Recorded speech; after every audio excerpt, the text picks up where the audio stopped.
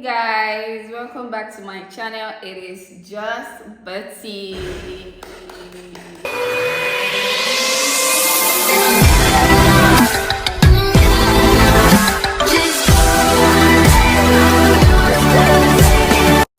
Okay, so guys, today I'm actually very excited because one of my offspring, one of my fruits, the bone of my bone, the flesh of my flesh is turning 5.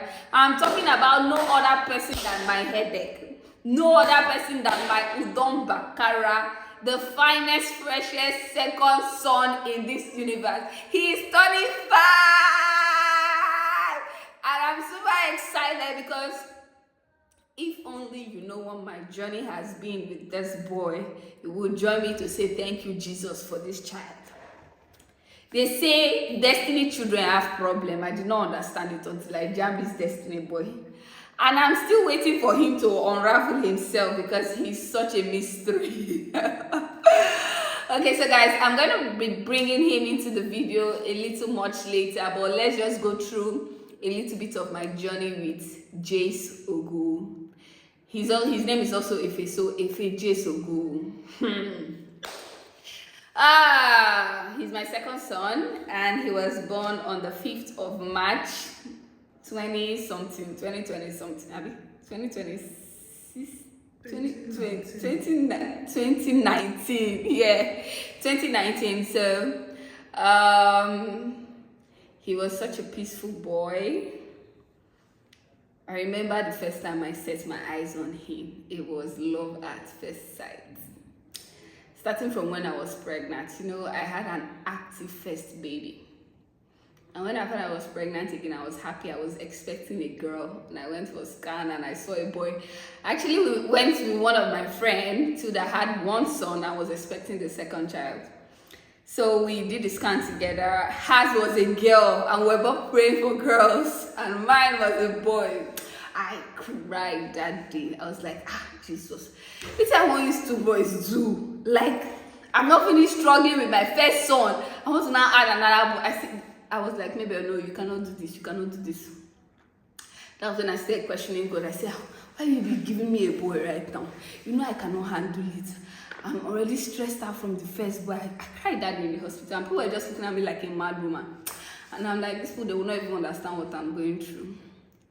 So I just reluctantly continued and just said, well, God knows best. And of course, he really did know best, because you see this boy is my heart.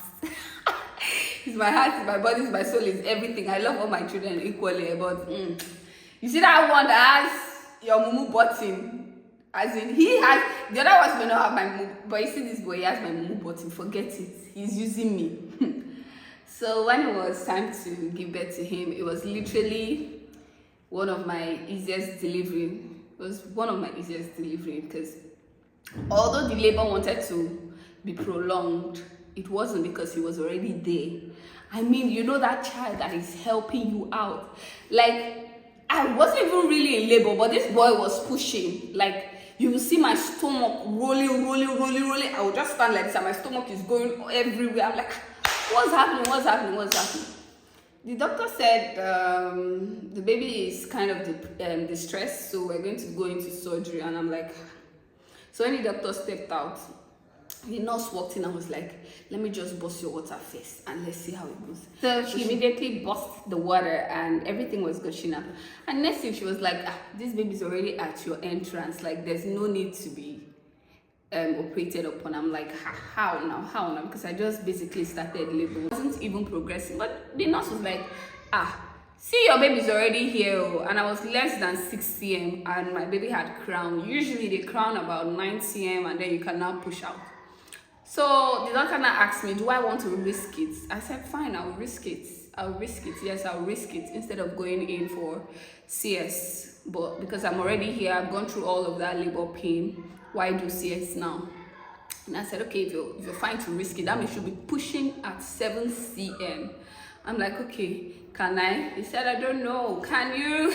I said, okay, fine, let me try. And that is how I got into the delivery room, and I pushed with like 2-3 pushes.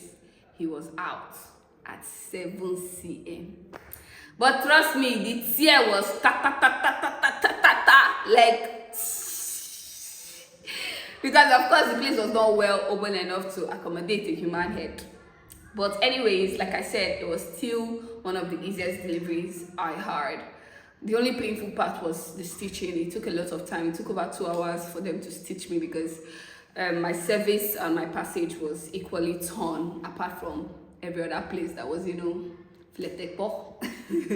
So that was his bed, and I brought him home. He didn't give me the regular child experience. Like with my first son, I wake up every second to feed. This nigga does not eat in the night. I used to be scared for him. I'm like, won't you be hungry? Mommy, don't worry, I got myself. I'm okay. I would breastfeed by 10 o'clock, and this boy would sleep till 8 in the morning.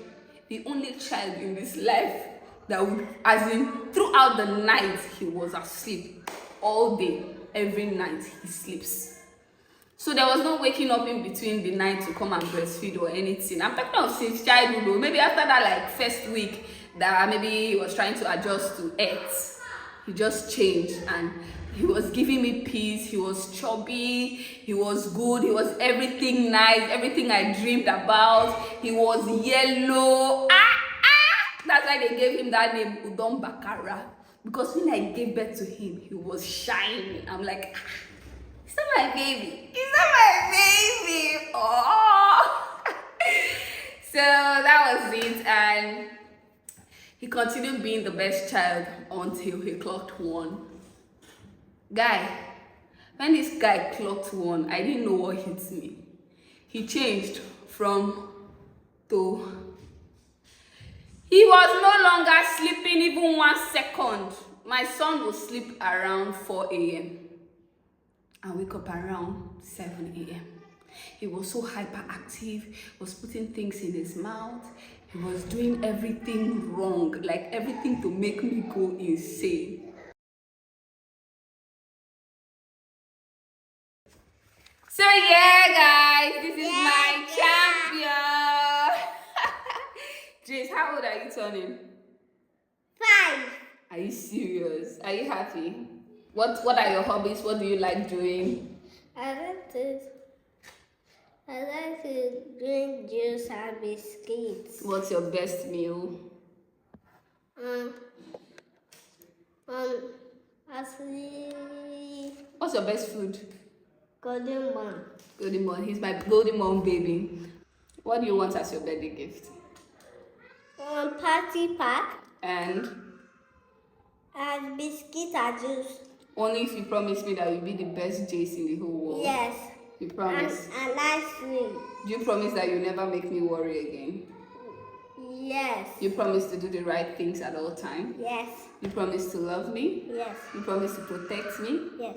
You promise to take care of me? Yes. Okay, so I love you. Happy birthday, my baby. I'll see you later. So guys, like I was saying, he literally stopped sleeping. He wasn't giving me time to rest. He was putting me always on edge. I remember I could not go any night without praying for him. In fact, I couldn't even go to work without thinking about what my son will be doing right now. He was something else. Literally, I had to pray. I had to pray. He wasn't being careful as a child. He would pick up things, he would put in his mouth, things that were dangerous. He was fearless. He kept me on my toes. Then I had my other daughter, and I spiraled out of control because I wasn't having any sleep. I wasn't having any rest whatsoever.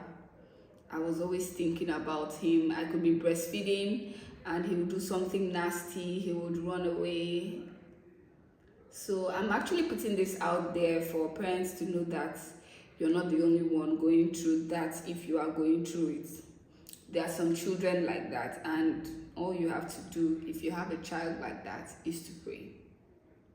If you saw me that time, you would not want to wish to have a child like mine. And the funny part is that he was so cute and he was so handsome. How can you be so handsome and so dangerous? A lot of parents will let this, like, that's how he is, that's how he is, and will let him to grow up like that. I'm not saying that I'm different from them. I'm just saying that if it's out of my control, it is not out of the control of God. So I saw that there was nothing I could do. I was always praying. He attempted to jump down 1,000 times. That if someone will hear it, they will say, where is his mother? It must be his mother's fault. And what could this mother do? This mother was literally crashing. These were dark times in my life where I felt like I was not good enough as a mother. I wasn't good enough as a wife. All because of these occasions. So many times I would cry. I remember there was a time I was breastfeeding my baby. That's the one he's seniors. He was 2 years at then, or almost 2. I took him shortly after I gave birth to him. So he seniors my daughter with a year. I was breastfeeding her, and he was standing right beside me. And I didn't sleep. I just got distracted for a second. And the next thing I saw him was outside on top of the rail. He was spread flat and ready to fly. I remember flinging my daughter because at that time I had not gotten used to the fact that I had another baby. I still looked at him as my baby, you understand? I always forgot that there was someone after him. Do you understand? Because I had so much motherly instincts, the instinct to protect him anytime he does something nasty. So I flinged my baby. I don't even know where she landed up, and I ran and I dived and I caught him.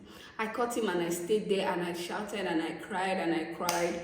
I was still on Omugo. My mom had to rush out. My heart was racing. My BP, it was a crash for me because my blood pressure will always be very low while my heart rate was always high. I'll be having heart rates of over 100, and you know how dangerous it was. So all those things that he kept on doing, my mind was never safe. My mind was never secured. There was a time I was so tired. I went into my room and my son came and was knocking my door. Mommy, please come out, come out, come out, come out.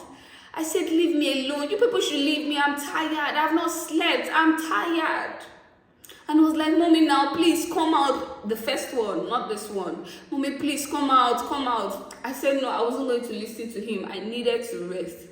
And he ran away and he went to call my grandma. That time my grandma was still staying with me. He went to call my grandma. Mama, please come and help me.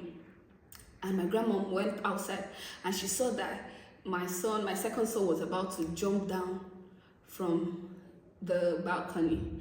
How he managed to open the door, we don't know because we always hid the keys. But you know, children can be so smart.